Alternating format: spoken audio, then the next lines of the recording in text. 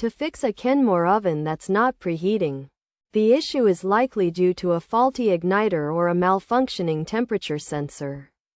Replacing the failed igniter is the first step, which requires switching off the electricity from the breaker and the gas from the valve.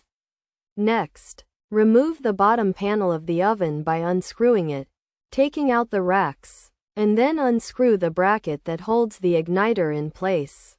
Disconnect the igniter from the wire harness.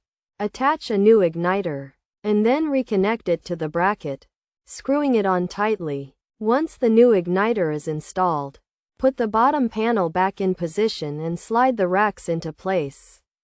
Then, reconnect the oven to its power source and test if it's preheating. If it still doesn't preheat, the next step is to test the temperature sensor.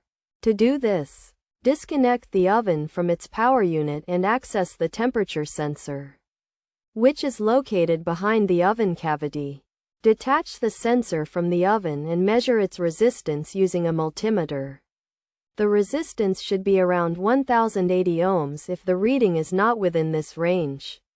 Replacing the temperature sensor is necessary for the oven to preheat properly. By following these steps, you should be able to fix a Kenmore oven that's not preheating.